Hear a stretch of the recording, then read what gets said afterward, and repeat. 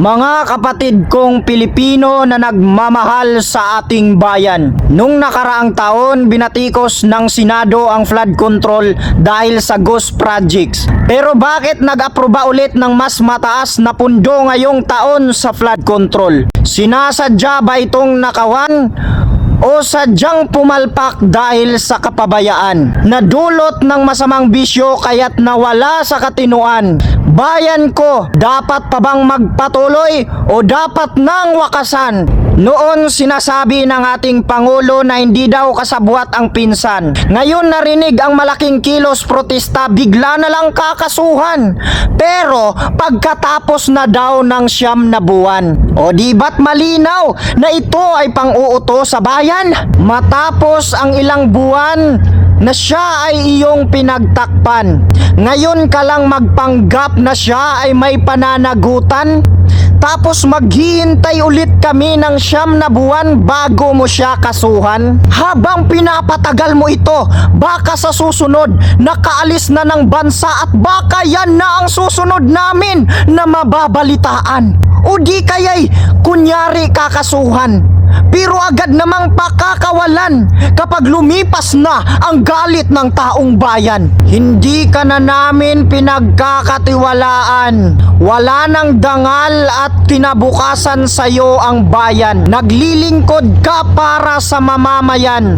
Kung ayaw na nila, wag mo nang ipagpipilitan, dahil lumalabas na ang iniisip mo ay pansarili mo lang. Sa korupsyong ito, isa ka sa may pananagutan. Kaya't sa pagbibigay ng solusyon, hindi ikaw ang kasagutan. Mahal kong Pilipinas, ginahasa at ginawang parausan. Pakiusap ko'y wag na sanang umabot sa karahasan. Sa paglabas ng mga kabataan, sinisigaw ang katarungan at pagmamalasakit sa bayan. Hindi man mabanggit ang iyong pangalan, subalit kailan mo kami mauunawaan? Ang problema ng bansa ay wag mo nang dagdagan.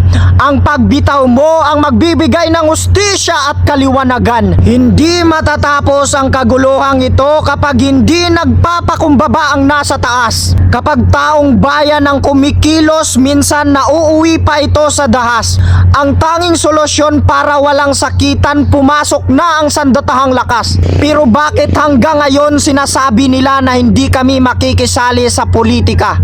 Kailan nila maunawaan na ito ay hindi politika kundi pagtatanggol sa hustisya? Ang solusyon sa problema ay hindi kudita. Ang nais namin ay bawiin ang inyong suporta, nang sa ganon kusang bababa ang hari ng malita. Mga sundalong tagapagtanggol ng kanyang bayang itinadhana, maninindigan kayo sapagkat ang kayamanan at kapangyarihan ay hindi kayang higitan ang karangalan na inialay sa kanyang bayan.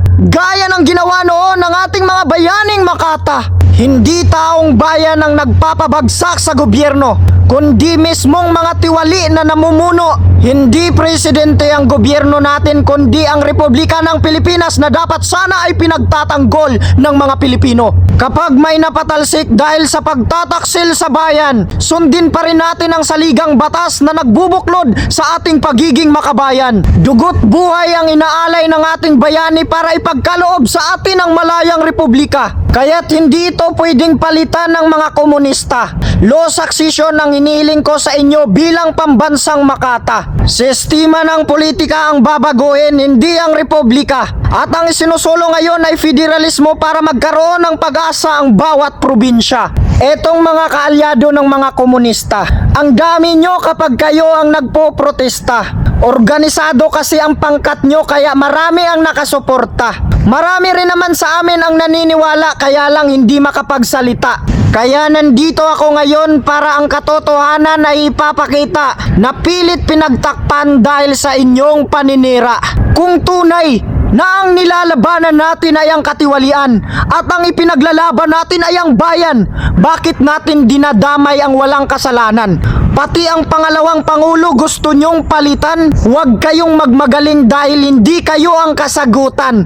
Baka kapag kayo ang nakaupo, mas lalong lumala ang magiging alitan. Ngayong Nobyembre 30, mga kabataan, huwag kayo pumunta ng Luneta dahil sasakyan ito ng mga loyalista. Hindi magtatagumpay ang protesta dahil hinahaluan ng pamumulitika. Mahahaluan na naman ang komunista. Hindi magtatagumpay ang protesta kasi makipagkarate sila imbis na magmakata. Gumamit rin ng talino, wag magdesisyon ng basta-basta. Kapag nagkasakitan, ang kasunod niyan ay takbuhan. Mababawasan lang ang inyong bilang. Ano ang gagawin para hindi matinik? Iwasan ang tinik, kaya dapat maglalaro na lang kayo ng luksong tinik.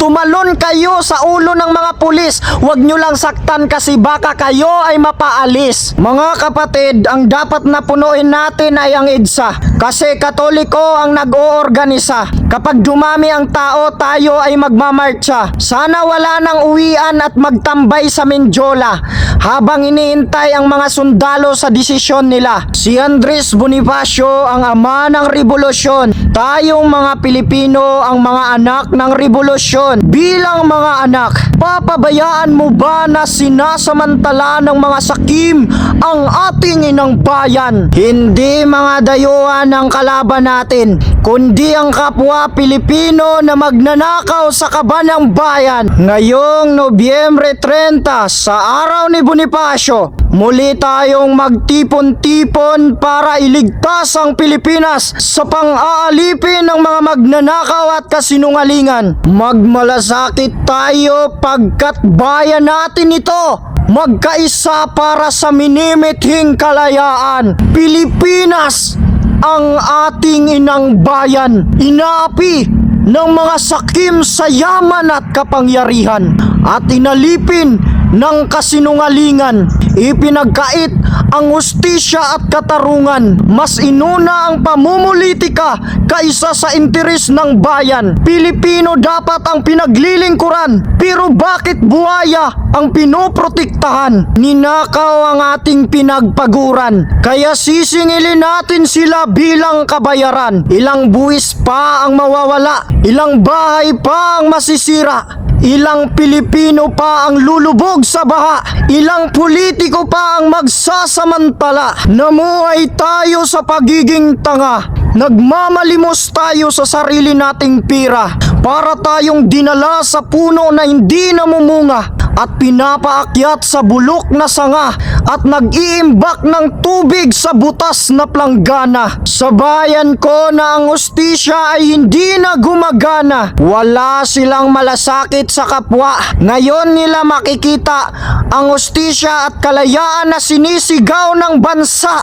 Pinamunuan tayo ng makasarili at mapagpanggap. Tayo ang nagpakahirap, sila ang nagpakasarap.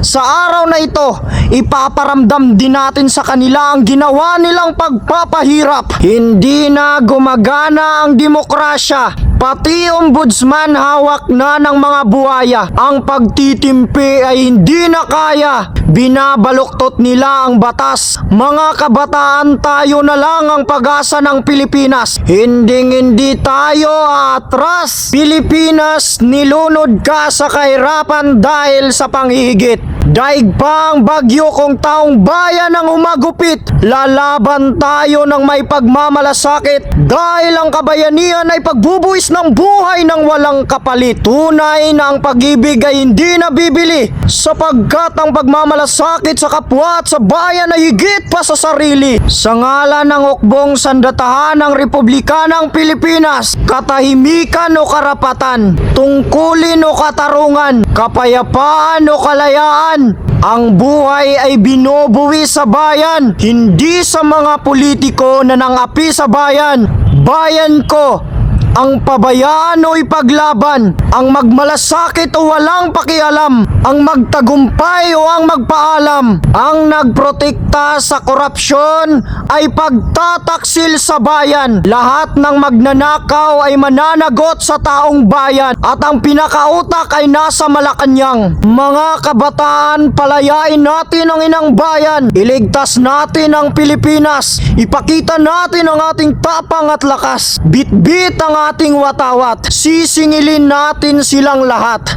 Para sa kinabukasan, mabuhay ang Pilipinas!